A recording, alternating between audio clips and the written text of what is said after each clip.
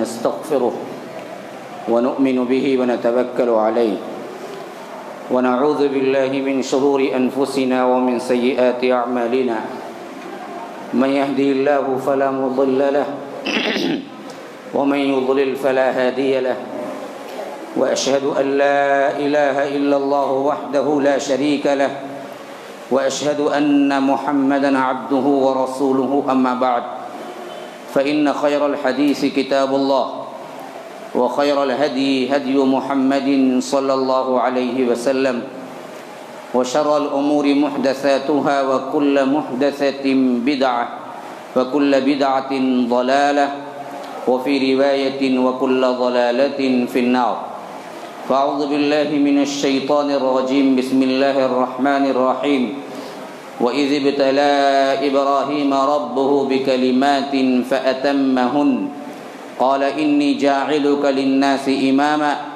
قال ومن ذريتي قال لا ينال عهد الظالمين اللهم أرنا الحق حقا وارزقنا اتباعه وأرنا الباطل باطلا وارزقنا اجتنابه اللهم علمنا ما ينفعنا وانفعنا بما علمتنا وارزقنا علما رب اشرح لي صدري ويسر لي أمري واحلل عقدة من لساني يفقه قولي اس اللہ کے نام سے ابتدا جس کے ناموں کی کوئی انتہا ہی نہیں ولو ان ما فی الارض من شجرۃ اقلام والبحر یمدہ من بعدہ سبعۃ ابحر ما نفدت کلمات اللہ اس ذات اقدس پر کروڑوں درود و سلام ہوں جو تمام جہانوں کے لیے رحمت للعالمین بن کے آئے تھے اللہم صلی علی محمد وعلی آل محمد كما صليت على إبراهيم وعلى آل إبراهيم إنك حميد مجيد وبارك على محمد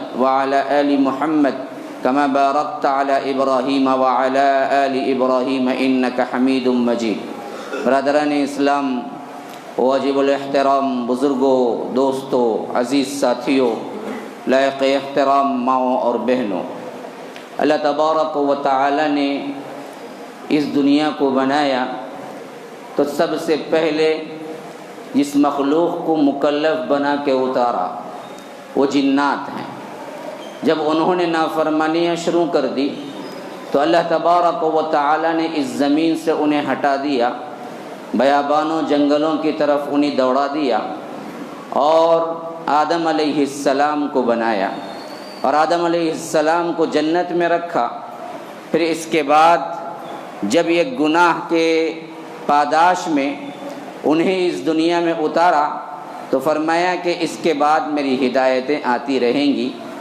جو کوئی ان ہدایتوں کی پیروی کرے گا اس کے لیے رنج بھی نہیں خوف بھی نہیں اور دوسری جگہ فرمایا کہ فلا یضل ولا یشقی اس کے لیے بدبختی بھی نہیں گمراہی بھی نہیں پھر ایک سلسلہ چلا جو کہ حضرت آدم علیہ السلام سے لے کر حضرت عیسیٰ علیہ السلام تک کا پے در پہ نبیوں کا آنا اللہ کی طرف بلانا اور اللہ رب العالمین کی اطاعت کی طرف بلانا اور زندگی گزارنے کا وہ طریقہ سکھلانا جو تمہاری دنیا کے لیے بھی سرخروئی ہو جائے اور آخرت کے لیے بھی تمہارے لیے جنت نصیب ہو جائے یہ سلسلہ چلتا رہا اور ان پیغمبروں کے آنے میں ہزاروں ایسے واقعات اور نصیحتیں ہیں جن کو رب العالمین نے قرآن میں جا بجا ذکر کیا ہے لیکن ان سب میں منفرد حیثیت سے ایسا ایک موحد اعظم کہہ سکتے ہیں جنہوں نے اپنی قوم کو دعوت دی اور اپنا تن من دھن لگایا تو رب نے خود اعتراف کیا ہے کہ ان ابراہیم کان امہ ابراہیم علیہ السلام ایک شخصیت تھے لیکن اصل کام کرنے کے لحاظ سے جنہوں نے زندگی میں وہ کام کر دکھایا جس کی وجہ سے ہم ان کو ایک امت کہہ سکتے ہیں. ایک امت کا کام ایک شخص نے کیا ہے. کان امہ. اور سب سے بڑی بیوٹی یہ تھی کہ ابراہیم اپنی ذات میں ایک امت تھے. قانتا للہ حنیفا. اللہ تبارک و تعالی کے لیے تمام دنیا سے کٹ کر حنیف بن چکے.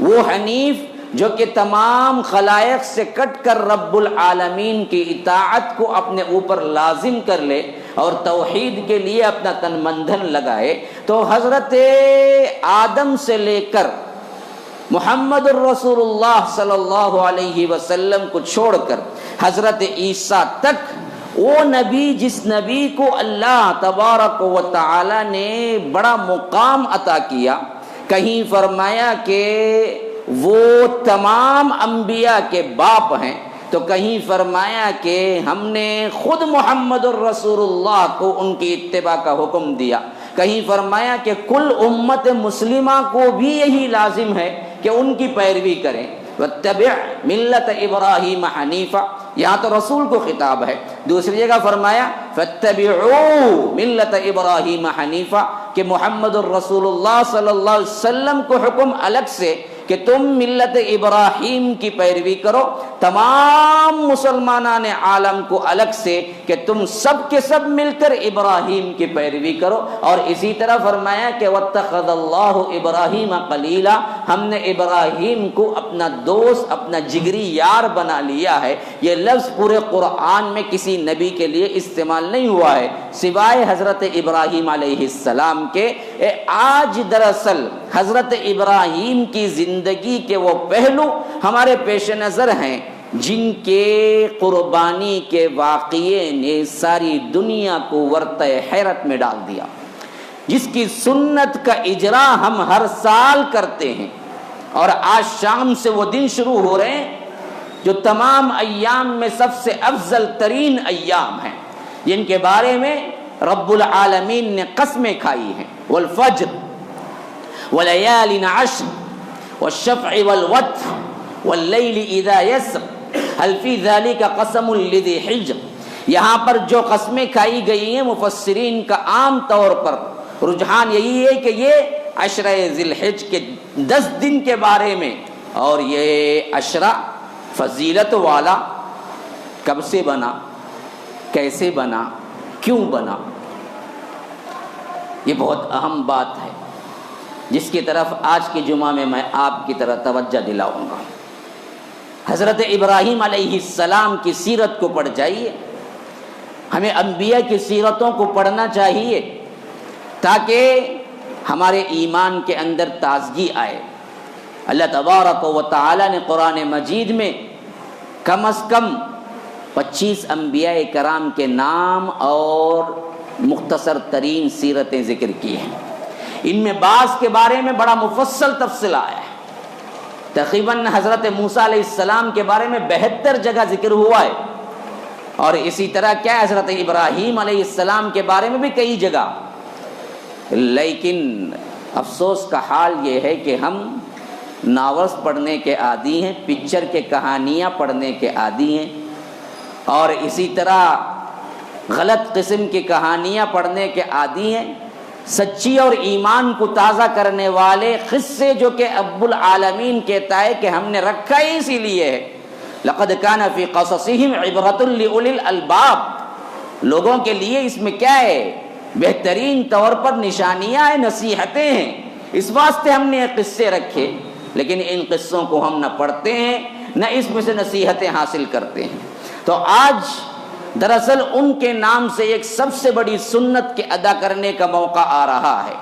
قربانی کی جو اہمیت ہے، قربانی کی جو یاد ہے، اس کے پیچھے جو پیغام ہے، آئیے ہم اسی سیرت مبارکہ کا مطالعہ کریں گے۔ حضرت ابراہیم علیہ السلام کی پیدائش شہر عر کے اندر ایسے وقت میں ہوتی ہے جبکہ ان کا باپ بھی بتگرد، بت فروش، بت تراش، اور خود بعض روایتوں کے مطابق اپنی عبادت کی دعوت دینے والا تھا، اور مذہبی اعتبار سے بہت اونچے مقام پہ تھا، لوگ اس کے لیے سجدہ کرتے تھے، خود بت بھی بناتا تھا اور خود فروش بھی کرتا تھا، اور بت کے بڑے مندر کا بہت بڑا وہ مذہبی پیشوا بھی تھا۔ ایسے گھرانے میں اللہ تبارک و تعالی نے حضرت ابراہیم کو پیدا کیا۔ تو یاد رکھیے یہ بات گواہی دے رہی ہے کہ رب العالمین دشمن کے گھر میں بھی اللہ تبارک و تعالی اس دین کا محافظ کو پیدا کرنے پہ قادر ہے۔ آج کے دشمنان اسلام تو اس وقت کے دشمنان اسلام تک تو نہیں پہنچ سکتے، تو پھر ہمیں ڈر کیا ہے کہ فلاں یہ کر دے گا، فلاں وہ کر دے گا۔ ارے میرا رب تو وہ ہے کہ اگر چاہے تو کٹر سے کٹر ترین دشمن گھرانے کے اندر سے اسلام کے محافظ کو پیدا کر دے، اور ہوا ہے، نہیں ہوا ہے نہیں، ہزاروں مثالیں ایسی ہیں۔ ابو جہل جو اسلام کی دشمنی میں پاگل ہو کے مر گیا، اللہ تبارک و تعالی نے اسی کے گھر سے صحابی نکالا، اکرمہ بن ابی جہل، جنہوں نے اگلی زندگی میں ایسے ایسے معرکے کیے، بڑے بڑے معرکوں میں انہوں نے خالد ابن الولید کی برابری کا کیا ہے، جرنیلی کی حیثیت سے جرنیل کا کردار ادا کیا، اور خاص کر مسیلمہ کذاب کو قتل کرنے میں ان کا بہت بڑا رول ہے، جو مدعیان نبوت تھا، سب سے پہلے جس نے نبوت کا دعویٰ کیا تھا، اس کو مار گرانے میں اور اس کے فتنے کو قلاقمہ کرنے کے لیے اللہ نے ابو جہل کے بیٹے کو نکالا، جو کہ اپنی پوری زندگی اسلام کی مخالفت میں گزارا۔ آج بھی بڑے بڑے جو سرغنے ہیں، یوں سمجھ لیجئے کہ ہماری مخالفت میں رات دن ایڑی چوٹی کا زور لگا رہے ہیں، بعید نہیں کہ اللہ تبارک و تعالی انہی کو یا ان کے نسلوں میں ان کے بیٹوں کو اللہ تبارک و تعالی ایسا پیدا کر دے جو اسلام کی محافظت اپنے لیے باعث فخر سمجھے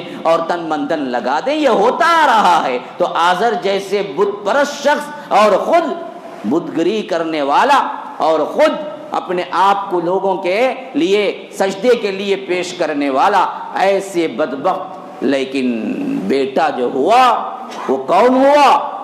وہ اللہ تبارک و تعالی کا دوست پیدا ہوا، خلیل اللہ پیدا ہوئے۔ ابراہیم علیہ السلام کی زندگی کا یہ پہلو بہت حد تک کھل کے سورہ مریم میں اللہ تبارک و تعالی رکھا ہے کہ جیسے ہی شعور پایا، اللہ تبارک و تعالی کی وحدانیت کو خود قبول کیا کہ یہ نہیں ہو سکتا، جن کو انہوں نے معبود بنایا ہے، یہ معبودان باطل ہیں، یہ میرے معبود نہیں ہو سکتے، جس کا تذکرہ سورہ انعام اور سورہ مریم کے اندر تفصیلی طور پر دونوں پہلو آئے ہیں۔ ہاں، وَإِذْ قَالَ إِبْرَاهِيمُ لِأَبِيهِ آزَرَ أَتَتَّخِذُ أَصْنَامًا آلِهَةً إِنِّي أَرَاكَ وَقَوْمَكَ فِي ضَلَالٍ مُبِينٍ، کہ صاف کہہ دیا کہ میں تو دیکھ رہا ہوں کہ باپ تو اور میری پوری قوم ضلالت پر مبنی ہے، کھلی ہوئی گمراہی میں ہے۔ پھر اس کے بعد ان کو سمجھانے کا ایک انوکھا طریقہ اختیار کیا کہ فرمایا کہ رأى القمر بازغا قال هذا ربی فلما افل قال لئن لم يهدني ربی، دیکھا کہ چاند، ارے کہا کہ یہ تو میرا رب ہے، جیسا کہ وہ لوگ کہہ رہے تھے، لگتا ہے کہ یہ رب میں، لیکن وہ جیسے ہی غروب ہو گیا تو حضرت ابراہیم نے ان کو سمجھانے کے انداز میں کہا کہ بھائی جو غروب ہو جاتا ہے، جو ڈوب جاتا ہے، جو غائب ہو جاتا ہے، وہ میرا رب کیسے ہو سکتا ہے؟ ہاں، پھر فرمایا کہ رأى الشمس بازغة قال هذا ربی هذا اکبر، یہ تو سورج بہت بڑا بھی ہے، لگتا ہے کہ یہی میرا رب ہے، لیکن فلما افلت، لیکن وہ بھی جب غروب ہو گیا، ڈوب گیا، تو کہا کہ نا یہ کیسے خدا ہیں جو ڈوب جاتے ہیں، جو مر جاتے ہیں، جو غائب ہو جاتے ہیں، ہم کیسے ان کو مانیں گے؟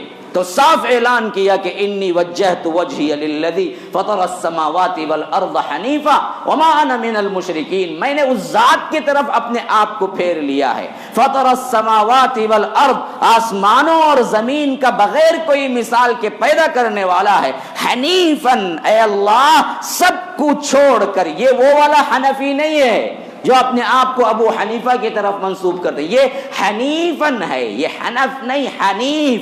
حنیف کا مطلب یکسو ہو کر رب العالمین کی عبادت کو اختیار کر لینا، یہ حنیف ہے کہ فرمایا حنیفاً وما انا من المشرکین، میں مشرکوں میں سے نہیں ہوں، صاف۔ تو اللہ کہتا ہے وحاجہ قوم، اس کی قوم کیا کرنے لگی؟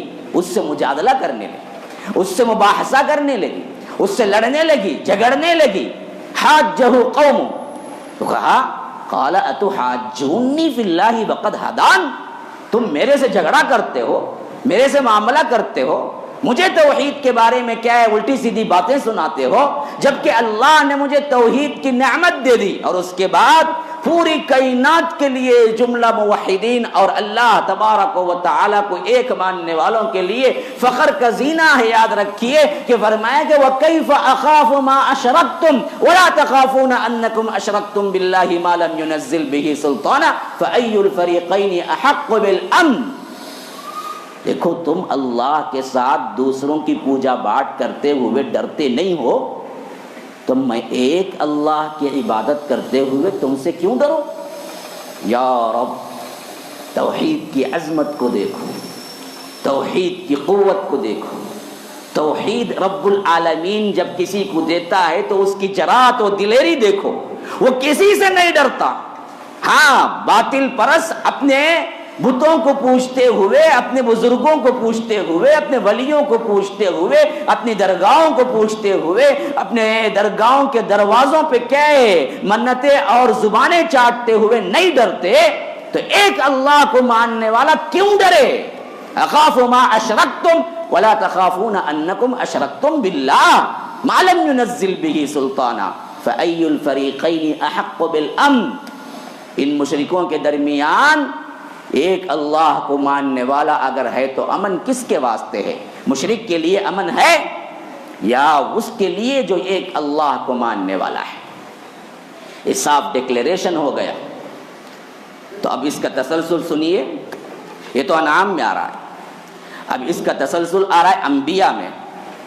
انہوں نے کیا کیا؟ اچھا تو ہمارے بتوں کو گالی دیتا ہے، تیرے سے نگرانی رکھیں گے. حضرت ابراہیم پر نگرانی ہو رہی تھی تو ایک مرتبہ ایسا ہوا کہ ان کا کوئی میلہ تھا، کوئی وہ یوں سمجھیے کہ ہماری زبان میں کوئی درگاہ کا عرس تھا. ہاں، وہ سب نکل کے باہر گئے ہوئے تھے میلے میں کیا ہے شرکت کرنے کے لیے. حضرت ابراہیم کو پوچھا کہ آتے ہو، تم بھی چلتے ہو ہمارے ساتھ؟ اب وہ ڈائریکٹ تو نہیں بول سکتے تھے کہ میں نہیں آ رہا ہوں کیونکہ اکیلے تھے، تنہا تھے. تو انہوں نے کہا کہ دیکھو جی میں آنا مناسب نہیں ہے، میری طبیعت ناساز ہے. فقال انی سقیم. اور یہ لوگ سمجھ رہے تھے کہ طبیعت کیا ہے، جسمانی ناساز ہے، بلکہ نبی یہ کہہ رہے تھے کہ دیکھو تمہارے ظلم اور تمہارے شرک سے میرا دلی طور پر، روحانی طور پر میری طبیعت ناساز ہے.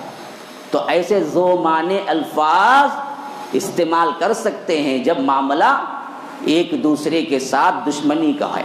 ایسے معاملات پہ ایسے ذو معنی الفاظ استعمال کر سکتے ہیں، یہ جھوٹ نہیں ہوتا. تو انہوں نے کہا کہ فقال انی سقیم، دیکھو میں بیمار ہوں، میں نہیں آ سکتا. تو وہ لوگ چھوڑ کے چلے گئے. پھر اس کے بعد کیا ہوا؟ حضرت ابراہیم کھلاڑی لیے اور سیدھے ان کے سب سے بڑے بت خانے میں پہنچے اور وہاں پر پہنچ کے اللہ کہتا فَجَعَلَهُمْ جُذَاذًا إِلَّا كَبِيرًا لَهُمْ لَعَلَّهُمْ إِلَيْهِ يَرْجِعُونَ کہ ایک ایک کو ٹکڑے کر دیا، ٹکڑے ہر ایک بت کو ٹکڑے کر دیا اور بڑا جو سب سے بڑا بت تھا اس کو چھوڑ دیا، اس کو ٹکڑے نہیں کیا. اور وہ جو کھلاڑی جس سے ٹکڑے کیے نا وہ کھلاڑی اسی کے گردن میں ڈال دی اور باہر آ گئے.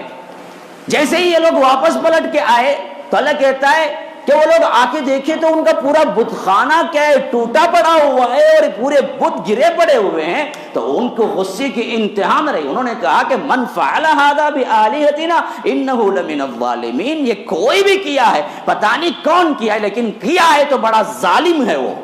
تو ایک آدمی اس میں سے تھا، اس نے کہا کہ قالوا سمعنا فتى يذكرهم يقال له ابراہیم. یہ پورا واقعہ انبیاء میں ہے، پڑھ جائے، قرآن پڑھیے کس کشش کے ساتھ تمہیں توحید کی عظمت سمجھا. من فعل هذا بآلهتنا انه لمن الظالمین. تو ایک نے کہا کہ قالوا سمعنا فتى يذكرهم يقال له ابراہیم، میں نے ایک بچہ، ایک جوان اس کو سنا تھا جس کا نام ابراہیم ہے، یہ کرتے ہوئے یا کرنے کی سازش کرتے ہوئے. یاد رکھو ابراہیم علیہ السلام جب بتوں کو توڑے تھے تو اس وقت عمر کیا تھی ان کی؟ قالوا سمعنا فتن، نوجوان تھے. نوجوان امت کا سرمایہ ہے. نوجوان بن جائیں امتیں بن جاتی ہیں، نوجوان بگڑ جائیں تو امتیں برباد ہو جاتی ہیں. نوجوان اگر کسی نسل کے صحیح ہو جائیں تو یاد رکھیے کوئی دشمن، کوئی گورنمنٹ، کوئی عالمی سازش مٹا نہیں سکتی ہم کو. اور ہمارے نوجوان ہی راتوں کے اندر فحش کاری کرتے ہوئے برباد ہو جائیں تو پھر تو اس ذلت سے ہمیں کوئی نکال نہیں سکتا. نوجوانوں کو آگے آنا چاہیے، نوجوانوں کی اصلاح ہونی چاہیے، نوجوانوں کو اپنا تن من دھن لگانا چاہیے، ہاں فحش کاری میں نہیں، ادھر ادھر کے بیکار کاموں میں نہیں، فون کے اندر دیکھتے ہوئے واٹس اپ کرتے ہوئے نہیں، رب العالمین کی توحید کے لیے آگے اپنا تن من دھن لگانے کے لیے اگر نوجوان آ جائیں تو یاد رکھو پھر اس قوم کی کوئی تذلیل نہیں کر سکتا۔ تو ایک نوجوان ہے اکیلا، کتنا بڑا انقلاب کر دیا کہ کہتے ہیں کہ ایک نوجوان تھا جو ذکر کر رہا تھا جس کا نام ابراہیم تھا، تو قوم نے کہا فَأْتُوا بِهِ عَلَىٰ أَعْيُنِ النَّاسِ لَعَلَّهُمْ يَشْهَدُونَ، لاؤ اس کو ہم پوچھیں گے، تو وہ کھینچ کے لائے گئے۔ فَأْتُوا بِهِ عَلَىٰ أَعْيُنِ النَّاسِ لَعَلَّهُمْ يَشْهَدُونَ۔ اب قوم پوچھ رہی ہے أَأَنْتَ فَعَلْتَ هَٰذَا بِآلِهَتِنَا يَا إِبْرَاهِيمُ، اے ابراہیم ہمارے معبودوں کے ساتھ یہ کام تو نے کیا ہے، ٹکڑے ٹکڑے تو نے کیے ہے، بتا انت فعلت هذا بآلهتنا یا ابراہیم۔ اب حضرت ابراہیم کیا جواب دیتے ہیں، دیکھیے کس طرح ان کے عقلوں پہ کیا تماچا بلکہ زناٹا دار تھپڑ لگاتے ہیں۔ کہتے ہیں کہ بل فعلہ، یہ دیکھو بڑا بت بیٹھا ہوا ہے، اسی کے گلے میں کیا ہے کھلاڑی بھی پڑی ہوئی ہے، اسی سے پوچھو وہ کیا ہوگا، تمہارا بڑا معبود ہے نا، ایسا کیا معبود ہے جو خود پہ بیتی، خود پہ کیا ہے مصیبت پڑی، خود کی مصیبت کو نہیں ٹال سکتا، وہ تمہاری مصیبت کو کیا ٹالے گا۔ کہا کہ بل فعلہ، یہ کیا ہے، بڑا جو کیا ہے نا یہ بیٹا ہو، اس کو پوچھو، کبیرہم ھذا فاسألوہم ان کانوا ینطقون، یہ تمہارا سب سے بڑا بت ہے، اگر یہ بات کر سکتا ہے تو اس سے پوچھو۔ اب ان کو تو سام سونگ گیا، کیسے پوچھیں گے جی، سب کو معلوم ہے وہ بات ہی کرتا نہیں، وہ بت ہے۔ ہاں تھوڑی دیر کے لیے ان کو یہ چیز آ گئی، توحید سمجھ آ گئی، واقعتاً صحیح کہہ رہا ہے، ہم تو کن چیزوں کی عبادت کر رہے ہیں جو نفع دے سکتی ہے، نہ نقصان، نہ بول سکتی ہے، نہ خود اپنا دفاع کر سکتی ہے۔ ہمارا حال بھی ہے، گلیوں میں دیکھو آپ، ہاں محرم آتا ہے یا کوئی بھی فنکشن کا ہوتا ہے، عرس کا بازو لگا ہوا جھنڈا کیا ہے، خود بیٹھ کے پینٹنگ کرتا ہے، پھر اس کے بعد خود پھول لگاتا ہے، پھر اس کے بعد جھک کے کھڑا ہو جاتا ہے۔ ارے بدبخت، وہ جھنڈے کو اگر اتنا پاور ہوتا تو خود اپنا پینٹ نہیں مار لیتا؟ ہاں جب پہلی مرتبہ تو پینٹ مارا تھا تو کم از کم وہ پینٹ باقی رہتا، تو لا کے لگایا ہوا پھول مرجھا جاتا ہے، تو تیری مرجھی ہوئی قسمت کو کون کیا ہے بنا سکتا ہے؟ اتنی عقل نہیں ہے، کون سا پاور ہے اس کے اندر؟ خود سب کچھ تو ہی کرتا ہے، اور تو خود ہی کیا ہے پھر کیا ہے مانگتا ہوا کرتا ہے، فلاں کا جھنڈا ہے، فلاں کی قبر ہے، اگر ان کو کچھ کرنا ہوتا تو خود بخود ان کی قبر ٹائلز کی ہو جاتی۔ ہاں ہوئی کیا کبھی؟ تم ہی ٹائلز لگاتے ہو، ٹھیک ہے؟ اسی لیے انہوں نے کہا کہ کبیرہم ھذا فاسألوہم ان کانوا فرجعوا الی انفسہم، اللہ کہتا ہے یہ اپنے جانوں پہ پلٹے، اپنے نفسوں میں پلٹے، فرجعوا الی انفسہم فقالوا انکم انتم الظالمون، اور ان کے دلوں میں اندر کہا واقعی تم ظالم ہو، ثم نکسوا علی رؤوسہم، لیکن فوری طور پر اپنے پیروں کے بل الٹ گئے۔ لقد علمت ما ہؤلاء ینطقون، کہا کہ دیکھو تجھے نہیں معلوم ہے کہ یہ نہیں بات کرتے؟ ایک منٹ کے 1000ویں حصے کے لیے اصل میں ان کے پاس سچائی آئی تھی کہ دیکھو تم جو کر رہے ہو بالکل غلط ہے، مان بھی گئے تھے، لیکن انا پرستی، ہاں ہڈرمی، بعض لوگ کیا سمجھتے ہیں فخر اچھے کپڑے پہننا یا اچھا پرفیوم لگانا یا اچھا کیا ہے اوڑھنا، اچھا بننا سورنا، یہ تکبر ہے۔ نہ تکبر یہ نہیں ہے۔ اللہ کے رسول سے پوچھا گیا، اللہ کے رسول نے فرمایا ان اللہ جمیل یحب الجمال، اللہ جمیل ہے، جمال کو پسند کرتا ہے، خوبصورتی کو پسند کرتا ہے۔ تمہارے استطاعت میں اچھے کپڑے ہیں، اچھا لباس ہے، بنتے ہیں سورتے ہیں، جائز حدود کے اندر جائز ہے۔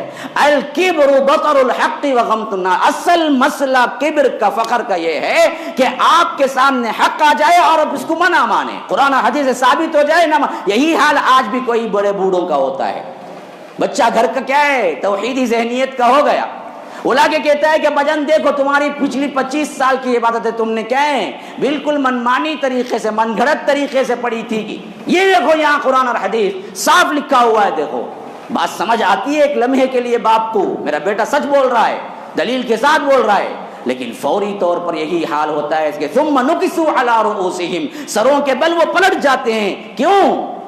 یہ دراصل آج مان لیا تو پھر میری حیثیت کیا رہے گی جی؟ آج میں اس بچے کو مان لیا تو پھر تو کیا ہے، میری بڑائی کیا رہ گئی؟ یہی حال ان کے ساتھ بھی ہوا. انہوں نے کہا کہ ابراہیم کی بات مان لی جائے تو پھر ہماری رہ کیا گئی ہے؟ تو انہوں نے کہا کہ لقد علمت ما هؤلاء ينطقون، تمہیں نہیں معلوم ہے کہ بات نہیں کرتے؟ انہوں نے کہا کہ اف لکم ولما تعبدون من دون اللہ، تف ہے تم لوگوں پر، تمہیں اتنا بھی نہیں معلوم کہ وہ نفع دے سکتا ہے نہ نقصان دے سکتا ہے، ایسوں کی تم پوجا پاٹ میں لگے ہوئے، فلا تعقلون، عقل نہیں رکھتے تم. اب دیکھیے جہاں پر دلائل سے بات نہیں بنتی ہے نا، وہاں ہمیشہ انسان مایوس ہو کے اگر ہڈرمی ہو طاقت پہ اتر آتا ہے، زبردستی پہ اتر آتا ہے، ظلم پہ اتر آتا ہے، لیکن بات نہیں مانتا. یہ دوسرا سیکشن ہے، دوسری کیٹیگری ہے لوگوں کی. دلائل سے آپ ثابت کر دیں دیکھو یہ بات بالکل صحیح ہے، اچھی طبیعت کا ہے دلائل پہ مان لیا، لیکن اگر بری طبیعت کا ہے، انا ہے، تکبر، انہیں چت لیٹ گیا، اس کے پاس ایک دلیل بھی نہیں. ظلم نے دلیل سے سمجھایا، بات ان کی سمجھ میں بالکل آ گئی، لیکن اصل مسئلہ کیا تھا؟ ماننا نہیں تھا. انہوں نے کہا کہ اچھا ایک بچہ ایک جوان ہو کے اتنی باتیں، قالوا حرقوه وانصروا آلهتكم ان كنتم فاعلین، کہا کہ ہم تجھے جلا ڈالیں گے، آگ میں تجھے رکھ کے کیا ہے خاکستر کر دیں گے. اور سب لوگوں سے مخاطب ہو کے کہا قوم کے، اگر تمہیں کچھ کرنا ہے اپنے معبودوں کی سپورٹ میں تو دیکھو ابراہیم کو جلا ڈالو. ہاں بولتا ہے نا ہمارے غوث کے لیے ہم کیا بھی کریں گے، کبھی کبھی آتا ہے نا ہم کو بھی، آپ توحید پیش کریں، بولتا ہے نا کھلم کھلا ہمارے غوث. ہمارا غوث تو ایک ہی ہے جی اللہ، تمہارے پتہ نہیں کتنے غوث ہیں. ہاں تو انہوں نے بھی یہی کہا کہ ہمارے معبودوں کے لیے کچھ کرنا ہے تمہیں تو کر گزرو، اور اس کو کیا کر دو، ڈال دو آگ میں. پھر بعض روایتوں میں تو آتا ہے کہ اتنی بڑی آگ دہکائی گئی، اس سے پہلے کبھی اتنی بڑی آگ دہکائی نہیں گئی، اور اتنا اونچا تھا کہ اوپر سے پرندہ اڑتا جل کے راکھاکتر ہو جاتا، اور وہاں پر قریب جا کے ڈالنے کی کسی کو ہمت نہیں تھی. تو روایتوں میں آتا ہے کہ پہلی مرتبہ منجنیق، جو کہ کیا ہے گولا بارود کو پھینکنے کے لیے ایک مشین ہوتی ہے جو آج تک استعمال ہوتی تھی، اب کیا ہے ٹینکر آنے کے بعد وہ مشین کیا ہے جاتی رہی، ورنہ تو آپ دیکھیں گے کہ تقریباً 50-60 سال پہلے بھی منجنیق استعمال ہوتی تھی، جس میں کیا کرتے تھے بڑے بڑے پتھر لا کے رکھتے تھے اور 4-5-10 لوگ کھینچتے تھے اس کو، تو وہ پوری تیزی کے ساتھ اڑتا ہوا وہ پتھر یا بارود جا کے بہت دور تک قلعہ ہوتا تھا تو قلعے کو جا کے اٹیک کرتا تھا. تو روایتوں میں آتا ہے کہ پہلی تاریخ میں منجنیق جو بنائی گئی تھی وہ حضرت ابراہیم کے لیے بنائی گئی تھی کہ ان کو ڈائریکٹ قریب جا کے پھینکنے کی بھی ہمت نہیں تھی. تو انہوں نے کیا کیا کہ منجنیق بنائی، ایک تختہ ہوتا تھا جس میں کیا ہے پتھر رکھا جاتا تھا، تو حضرت ابراہیم کو بٹھایا اور 10 لوگ اس کو کھینچے، جیسے تیر کو کھینچ کے چھوڑتے ہیں تو بہت دور جاتا ہے، بعینی اسی طرح بہت دور تک آگ کے قریب ہو کے بہت دور کھڑا ہو کے انہوں نے کیا حضرت ابراہیم کو بٹھا کے اس میں کھینچا، تو یہاں تک کہ وہ سیدھے اڑتے ہوئے آگ میں جا پڑے. دوسری روایتوں میں ہے کہ اس وقت بدبختوں نے ظلم کے خاطر دوسرا طریقہ یہ اختیار کیا کہ پورے کپڑے نکال دیے، ایک کپڑا زمین، اللہ کے لیے سب کچھ قربان کر دینے والا اگر کوئی ہے تو یاد رکھو وہ موحد اعظم حضرت ابراہیم علیہ السلام ہے، لیکن ایمان ٹس سے مس نہیں ہوا. ہاں اسی وجہ سے آپ دیکھیں اللہ کے رسول صلی اللہ علیہ وسلم نے فرمایا کہ قیامت کے دن سب ننگے اٹھیں گے، سب ننگے اٹھیں گے. سب سے پہلے اگر کسی کو لباس پہنایا جائے گا تو وہ حضرت ابراہیم ہے.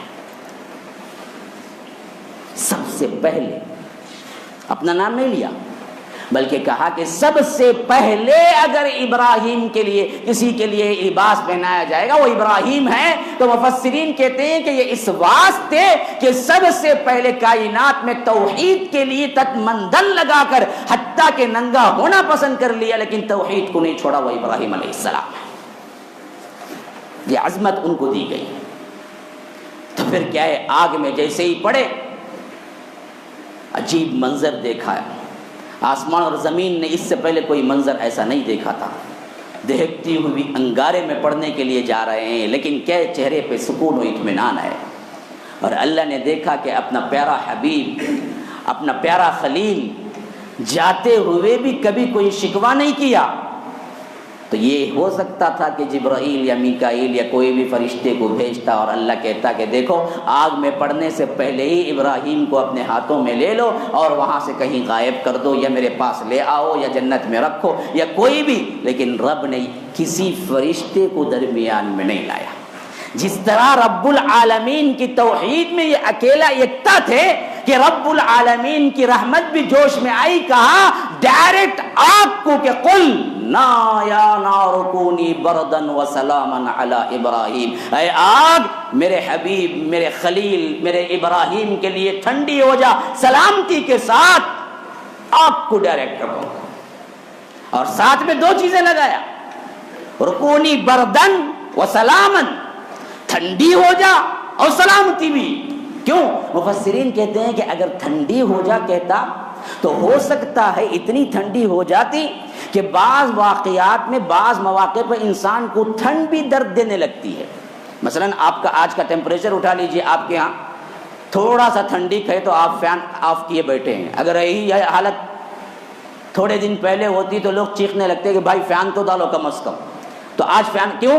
ہم کو اب فین کی ٹھنڈ بھی تکلیف ہو رہی ہے تو ہم کو فین نہیں چاہیے. تو بعض مواقع پر ٹھنڈ بھی تکلیف ہو جاتی ہے. تھوڑی سی ٹھنڈی کا ہمارے مزاج سے تھوڑی سی اوپر ہو جائے ڈگری تو یاد رکھو ہمارے لیے وہ بھی تکلیف دہ ہے.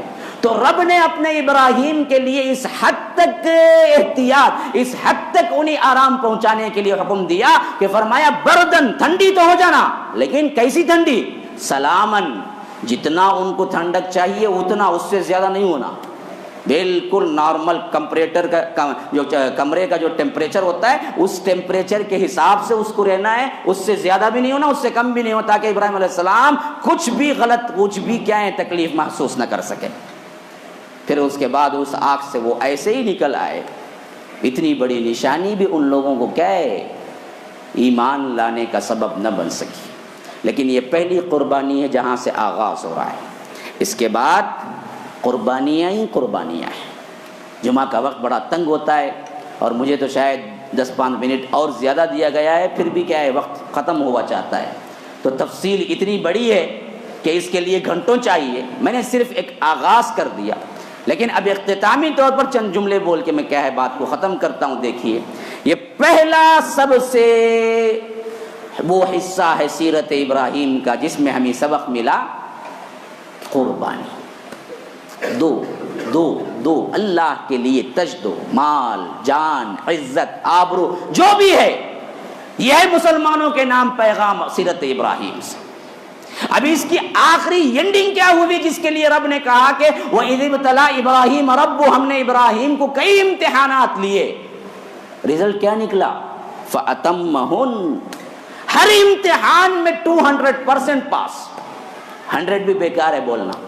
فَأَتَمَّهُنَّ، ہر ایک میں پاس، پورا کر دیا انہوں نے. یہ پہلا امتحان تھا آگ میں جانا. پھر اس کے بعد ہزاروں امتحانات آئے، یہاں تک کہ سب سے بڑا امتحان آیا وہ تھا 10 ذی الحجہ کا دن، جس میں کہا کہ ابراہیم پورے امتحان تو کر لیے لیکن یہ امتحان میں اچھے پاس نہیں ہوتے. دیکھیے نا جی، خود کا امتحان ہے، بہت سے لوگ دینے کے لیے تیار ہو جاتے ہیں، لیکن اولاد کا امتحان ہے، اچھے دے نہیں پاتے.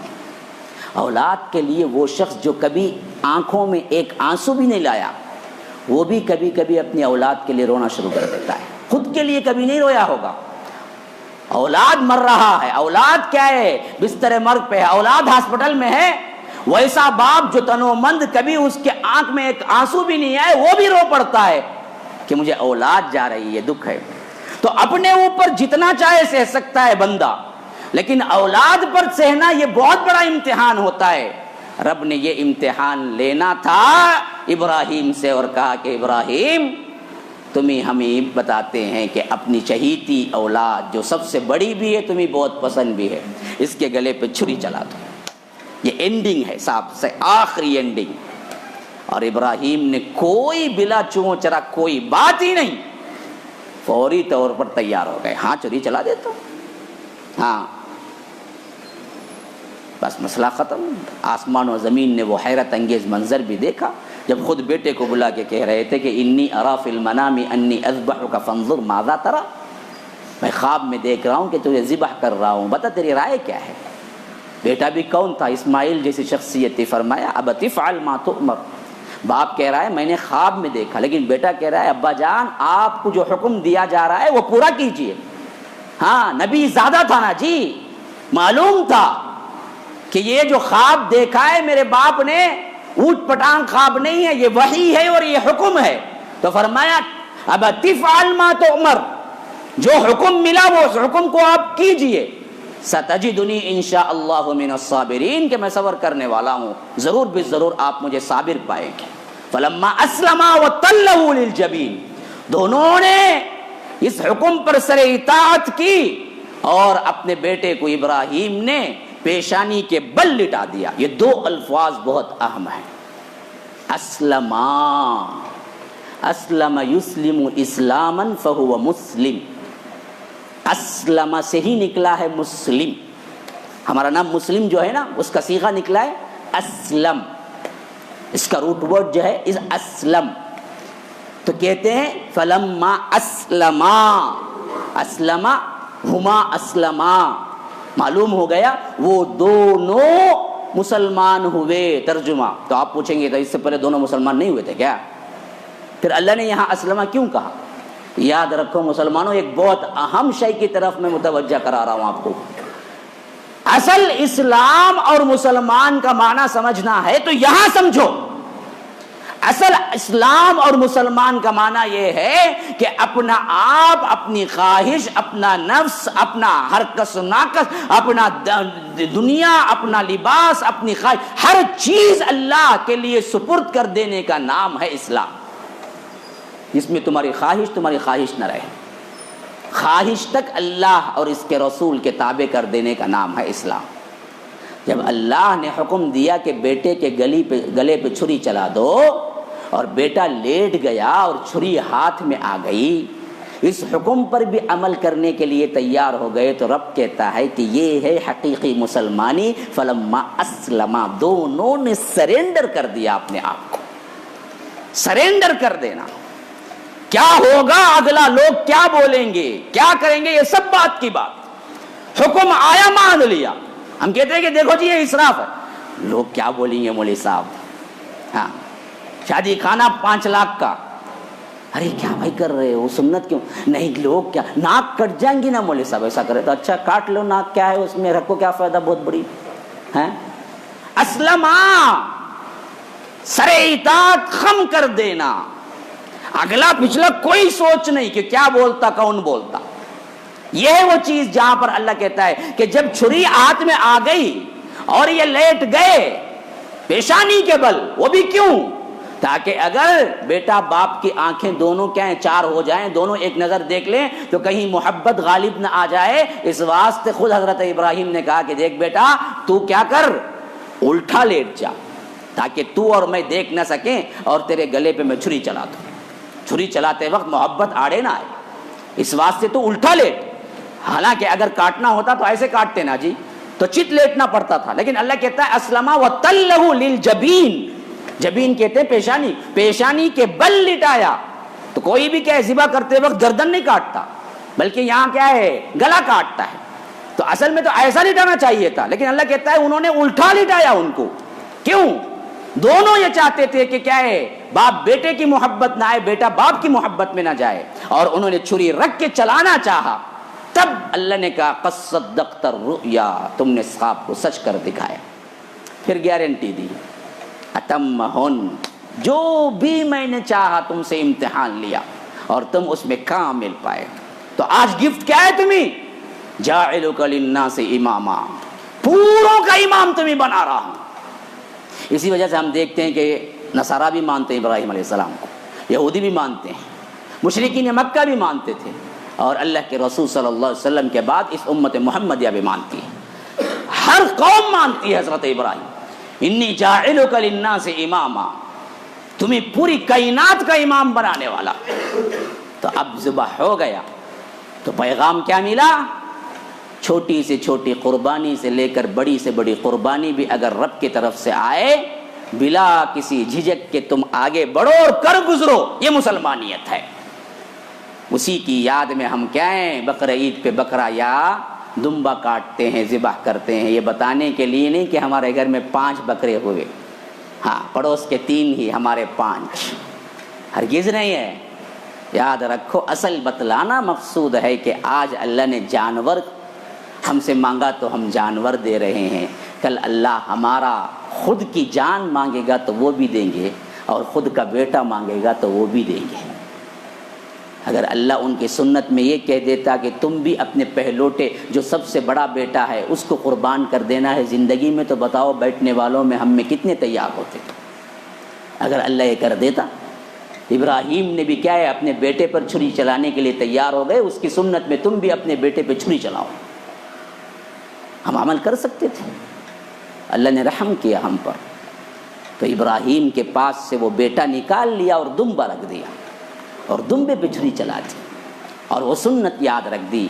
اس واسطے نہیں کہ گوشت کھاؤ، اللہ تو کہتا ہے لن ینال اللہ لحومها ولا دماؤها، تمہارا خون پہنچتا ہے نہ تمہارا کیا بکرے کا گوشت اللہ کو پہنچتا ہے، وَلَٰكِن يَنَالُهُ التَّقْوَىٰ مِنكُمْ، پہنچتا ہے تو وہ اللہ کے ہاں تقویٰ پہنچتا ہے کہ میرا بندہ آج میرے حکم پہ قربانی دیا، کل میرے حکم پہ مال کی قربانی آئے، کل میرے حکم پہ جان کی قربانی آئے، کل میرے حکم پہ کیا ہے ہجرت کرنے کی قربانی آئے، جو بھی قربانی آئے، یہ دراصل آپ ہر سال ڈکلیئر کرتے ہیں کہ رب جو بتائے تو ہم کر گزریں گے، اگر میرے بیٹے پہ چھری چلانا پڑے گا تو ہم چلائیں گے۔ یہ مقصد ہے جو ہر سال ہمارے ذہنوں میں دہرایا جاتا ہے۔ آخری بات کہہ کے ختم کرتا ہوں، اب ذرا تصور دیکھیے آپ، ابراہیم اپنے بیٹے پر چھری چلانے کے لیے تیار ہو کے اپنے بیٹے کو پیشانی کے بل لٹا دیں گے، یہ بات اللہ کو امتحان لینے سے پہلے ہی معلوم تھی یا نہیں معلوم تھی؟ ذرا غور کرو اس بات پر، ذرا غور کرو اچھی طرح، میں ایک پیغام دے کے جا رہا ہوں آپ کو، سوچو اس پر۔ جب اللہ تبارک و تعالی نے اس سے پہلے آگ میں جانے کا مرحلہ تھا، یا اس سے بھی بہت پہلے ابراہیم کو پیدا بھی نہیں کیا تھا، اس وقت بھی اللہ یہ جانتا تھا نا کہ جب میں ابراہیم کو کہوں کہ ابراہیم تو اسماعیل پہ گلے پہ چھری چلا دے، اور وہ ابراہیم میرا تیار ہو جائے گا اور چھری چلانے کے لیے لٹا دے گا، یہ بات اللہ کو معلوم تھی یا نہیں تھی؟ تھی، عالم الغیب والشہادہ ہے، تھی۔ پھر آخر وقت تک چھری چلانے تک انتظار کیوں کیا؟ کیوں پھر امتحان؟ کہہ دیتا ابراہیم مجھے معلوم ہے تیرا تقویٰ، میں کہوں تیرے بیٹے پہ چھری چلائے اور تو چھری چلانے کے لیے تیار ہو جائے گا، لیکن آخری مرحلے تک چھری چلانے تک اس واقعے کو لے جا کے اینڈنگ پوائنٹ پہ نیچے سے کیا ہے اسماعیل کو ہٹا کے وہاں پر دمبا رکھنے کا مقصد کیا تھا؟ کیا مقصد تھا؟ اللہ کو تو معلوم تھا ابراہیم علیہ السلام اپنے امتحان میں 200% پاس ہوں گے، لیکن اللہ اپنے علم کے بنیاد پر فیصلہ کر دیتا، ہم کو کہاں سے سبق ملتا؟ ہم کو کہاں سے سبق ملتا کہ قربانی کے کیا اندازے ہیں؟ ہم کو کہاں سے سبق ملتا؟ گویا کہ قیامت تک کے مسلمانوں کو یہ نمونہ بٹھانا تھا دماغ میں کہ مسلمانوں دیکھو میرا خلیل کیسا ہے، جب میں نے اس سے کہا کہ بیٹے پہ چھری چلا دو وہ چلانے کے لیے تیار ہو گیا، تو یاد رکھو اسی فرما برداری میں تم کو بھی گزارنا ہے۔ اس واسطے ہمارے نمونے کے لیے آخری اینڈنگ پوائنٹ تک لے گیا، پھر اس کے بعد رکا دیا اور کہا کہ ہاں قد صدقت الرؤیا، آپ نے خواب سچ کر دکھایا۔ تو پیغام ہمارے لیے تم ایسے اللہ والے بنو، اللہ تبارک و تعالیٰ کہنے سننے سے زیادہ عمل کی توفیق عطا فرمائے. اللہ تبارک و تعالیٰ ہمارے گناہوں کو معاف فرمائے. اللہ تبارک و تعالیٰ ہمارے بیٹھنے کو قبول فرمائے. اللہ تبارک و تعالیٰ ہم سب کو جنت الفردوس میں اسی طرح جمع کرے جس طرح آج یہاں جمع ہوئے ہیں, اور اللہ کے رسول صلی اللہ علیہ وسلم کا ساتھی جنت الفردوس میں ہم سب کو بنائے. ھذا وباللہ توفیق صلی اللہ وسلم علی نبینا محمد. اسأل اللہ لی ولکم ولسائر المسلمین من کل ذنب فاستغفروا انه هو الغفور الرحیم.